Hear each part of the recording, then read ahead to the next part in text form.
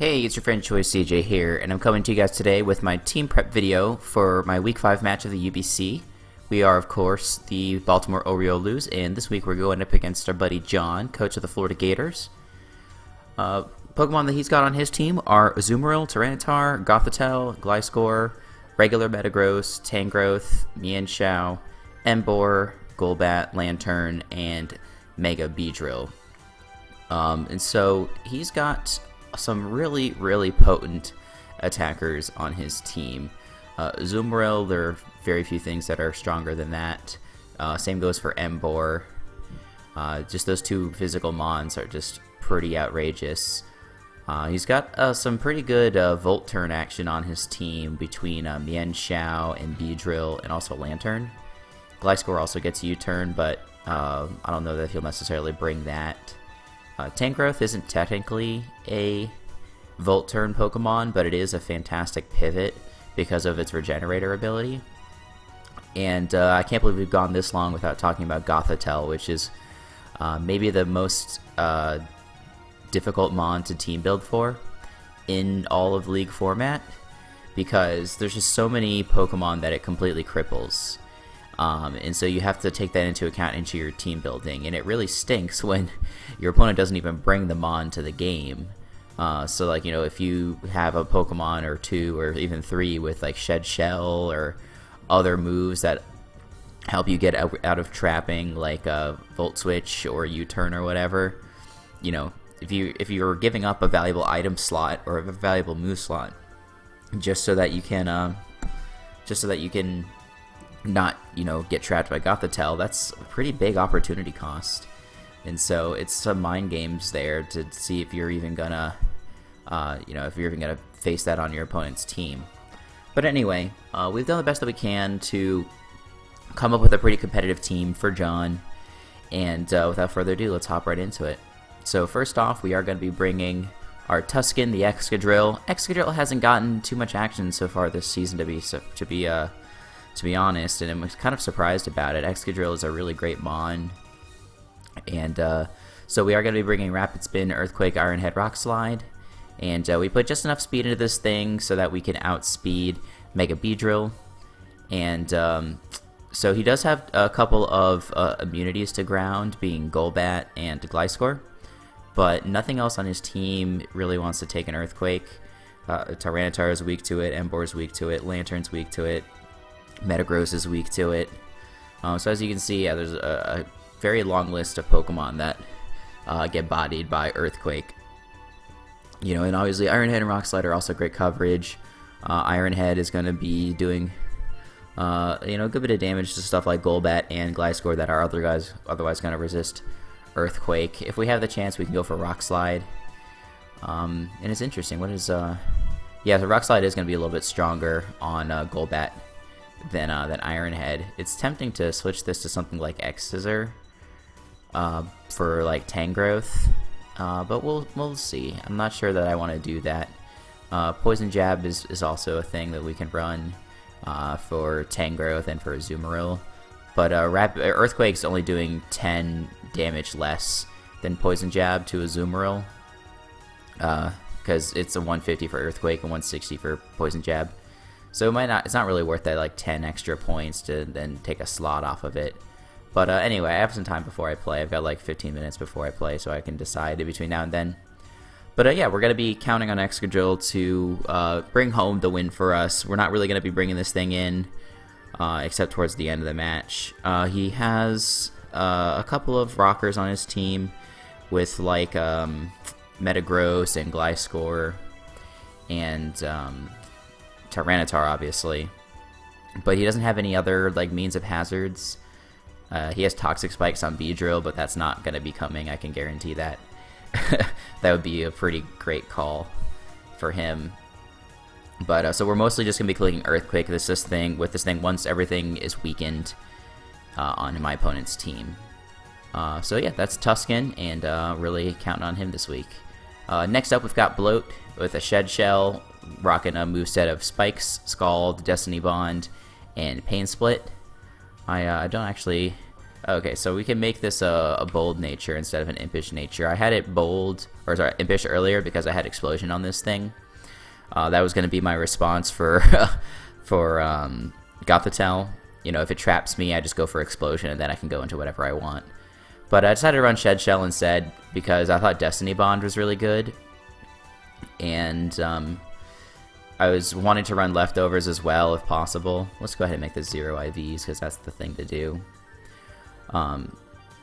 Really wanted to run Leftovers on this as well, but I just couldn't afford to, end up being trapped and having to click Explosion. This thing walls too much of my opponent's team for that to happen. So instead, we are going with Spike Skull, Destiny Bond, Pain Split. Pain Split will be our form of recovery. We ended up going fully max defense with a good bit of HP investment. Normally you see like more HP investment, like maxing out on that and then going into defense or special defense. But I figured having the lower HP stat would actually be good with Pain Split, because it's going to do more damage to my opponent's Pokemon. And he has so many physical offensive attackers, not as many special offensive attackers. So I didn't think it would be a big deal to invest the extra into defense.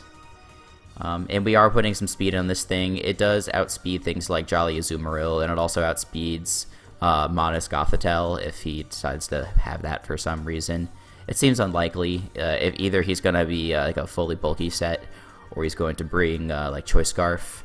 That's how he ended up crushing Kahona. He got up to +6/+6 with a Trick Scarf Gothitelle on a Cresselia. So that's what we're hoping to avoid this week. But yeah, this is a really good defensive wall for Pokemon like Mienshao. Takes on Emboar, unless of course it's packing Wild Charge, so we'll have to scout for that in the match. We also wall Beedrill very well. We're like a very, very good stop to Azumarill. And it's mostly going to be things like Gliscor and Tyranitar that scare us, that have the Earthquake coverage. So hopefully we can dodge all of those things, and we can rely on Quillfish to wall a good amount of John's team. Alright, next up we've got Heath Ledger, the Choice Banded Entei with Sacred Fire, Iron Head, Bulldoze, and Extreme Speed. With Adamant Nature, Max Attack, we put enough speed into this thing to outspeed things like Jolly Metagross, and it also outspeeds Mega Beedrill before it Mega Evolves. Probably won't come into play, but so he has a pretty big gap in his speed tiers. He has Gliscor at 95, base 95, but that's not something that usually runs max speed. So really then he has Metagross at base 70, and then nothing else until Mienshao at base 105. So there was no need to run like a really max speed set. And, we could put a little bit of that extra EVs into HP, just so maybe we can take a one hit if we need to. It would have comboed something nice with something like Flare Blitz, because if you have more HP, obviously you can go for more Flare Blitzes. But anyway, this is kind of an odd choice, I think. I wasn't originally intending on bringing it. But the thing is that all of his switch-ins don't really appreciate a burn. Like Azumarill and Tyranitar, for example, really don't want to be hit with a burn. Lantern doesn't really appreciate the burn, and stuff like that. So we decided to bring it just because it's going to be nice. It's going to threaten Pokemon such as Tangrowth and Metagross. It's going to threaten even stuff like Golbat. Aren't really going to appreciate the Sacred Fire. And then Iron Head is there for coverage on things like Tyranitar. Bulldoze is there for Emboar and also Lantern if it's needed. And Banded Extreme Speed is always nice. We haven't really been able to make great use of it this season, but maybe this match we'll see things change. So Heath Ledger, be punching holes, hopefully landing some burns. I'm not sure that we've landed a burn yet this season, but we haven't gone for too many Sacred Fire, so I'm not like upset about it. It's not like with Rotom, where I've literally missed 7 out of 14 Hydro Pumps this season. But anyway, no salt here, just pointing out facts. That's Heath Ledger. Next up, we've got the Gun Show with Expert Belt. The moveset is going to be Superpower, Knockoff, Gunk Shot, and Ice Punch. So Pangoro basically 2-hit KOs everything on my opponent's team. Gunk Shot for Azumarill, Superpower for Tyranitar, Ice Punch for Gliscor, Knockoff for Gothitelle. there's just not anything that really appreciates Pangoro, and nothing's going to be able to switch into it. We are running a Jolly Nature, so that way, like I say, we can outspeed things like Azumarill, we can outspeed Modest, Gothitelle, we can also outspeed Zero Speed Gliscor, which is a big deal. Gliscor hits, I think, 226 without any investment. So even if he like tries to put like ADVs into that to try and creep a little bit, we're going to be able to out-creep him with this set. And I was thinking about bringing a Banded Pangoro, but Banded Pangoro actually isn't super good because say we kill something with superpower, that's an invitation for Gothitelle to come in, and then there's nothing that we can do. We're just completely screwed. So if we're in a situation where we do want to land a kill with superpower, we literally can't. Otherwise, we get 6-0'd. I understand that we're dark and we resist Psychic Stab, but if he has any other coverage move, like we can't take 2 at +6, like 2 of Hidden Power, whatever, Hidden Power Fighting. We can't take 2 of those. So Expert Belt's going to be a lot better. It'll allow us to kind of bluff like we're choiced. The damage output between Expert Belt and Banded is pretty notable, but maybe we can pull something off there, and maybe we can try and show that pretend that we're Scarf. That's really where your Expert Belt bluffing is better, because the damage output between Expert Belt and Choice Scarf is harder to distinguish. So yeah, this is going to be a good Pokemon for us to break things like Gliscor, to break things like Golbat, and Tangrowth also isn't really going to appreciate a lot of these moves. Superpower is going to do a good bit of damage. Actually, Gunk Shot's the best move to go up against Tangrowth. It just, unfortunately has that 20% chance to miss. He does have a bunch of like Dark and Psychic fighting resists on his team, so I almost let Pangoro go for this game. But just the fact that it gets all this coverage is what really makes it so dangerous for me this week. And I hadn't brought it much this season, so I'm looking forward to making the best of the gun show, and hopefully he can take out some of my opponent's walls. Next up we have Benjamin, and actually I made it a last minute change here. I'm glad I noticed it now. We're running Colberberry with Stealth Rock, Gyro Ball, Explosion, and Reflect. So we are ditching the Shed Shell, which does leave us vulnerable to Goth, but that's why we have Explosion. In case we end up getting trapped, we have a kind of an emergency button here.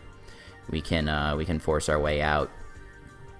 Stealth Rock obviously is going to be really critical for weakening Beedrill and just all of his general other switch-ins, especially those Volt Turners. They're not going to really appreciate taking 12% every time, or like 6% every time they come in. Gyro Ball is just good coverage for things like Tyranitar. It should kill Beedrill after rocks. It could do some damage to Azumarill. And I didn't really have another thing in the last slot that I wanted to use, so I decided to put Reflect. Because, as I said, most of his attackers are physical. It's basically just like Tangrowth and Lantern that are special. I know Emboar has the ability to go special. It has a pretty good special attack stat. And Tyranitar can sometimes be special, but I'm not expecting those sorts of things. So Reflect will be nice, because then we can come in with maybe like Pangoro and 2-hit KO something. Because Pangoro isn't normally going to be able to take a hit, but if it can force a switch, it'll get a 2-hit KO, and if I have a Reflect up, I can land 2 hits on anything, even if it wants to stay in. Bronzong's a great check for most of his Pokemon, unless they pack knockoff. So Pokemon like Mienshao and Beedrill are going to get knockoff, and Tangrowth is going to get knockoff. So Colberry will help reduce the damage from that. I was going to run Shed Shell, but I just felt like the ability to wall those Pokemon a little bit better was more important. And especially, if they're going to knock off my Shed Shell anyway, like, it kind of stinks to lose that, and then you're trapped, and then I don't have an answer for Gothitelle. But with Explosion on the moveset, I do have an answer, and that's going to be that for Benjamin.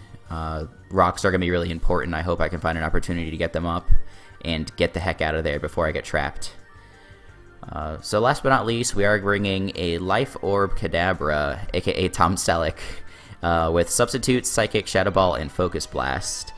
Just running max on this guy because we want to speed time with Mienshao, and we need as much special attack investment as we can get. I decided to bring Life Orb instead of Focus Sash because I figured that there were, well, one, obviously the increase in power is fantastic, and two, I figured there were some Pokemons, right, that I could switch Kadabra into. Not hard switch, obviously, but maybe I can make a double or bring it in after a Pokemon gets killed, and I can easily set up a substitute. Like on Emboar, for example, Emboar can't take a Psychic, obviously, and so even if he tries to go for Sucker Punch, so we can get up a substitute on that Sucker Punch, and then we can proceed to 2-hit KO something. Same thing with Pokemon like Golbat. Golbat's going to be threatened by our Psychic, and then we set up a substitute. If he goes for a swap into like Tyranitar, for example, then we have 2 chances to hit Focus Blast. So really excited to be bringing this set. Again, the Focus Sash is the most common variant, but Life Orb just gives so much power. Psychic has like a 75% chance to 2-hit KO on a Spadef Gliscor. So this is actually some real power, and Psychic is gonna do just a lot of damage to everything on his team. Nothing on the team, like it hits everything perfectly on the team. It doesn't hit everything for super effective, but there's nothing that resists this combination of coverage. So that's why I decided to bring Kadabra. Plus, I needed a special attacker. I don't really have another special attacker on the team right now in this week. So I'm gonna need Kadabra to get a bunch of kills for us to be successful this week. So that's the team, and we are going to be fighting John in a little bit here. Gonna have to make a quick phone call before then, but that's more than you guys need to know. Anyway, I want to thank you guys for watching. Please be sure to check back tomorrow for the match. It's going to be going up probably around like 10 a.m. or so Eastern Time. And be sure to check back after that for more Pokemon content. And until the next time, I will see you all later.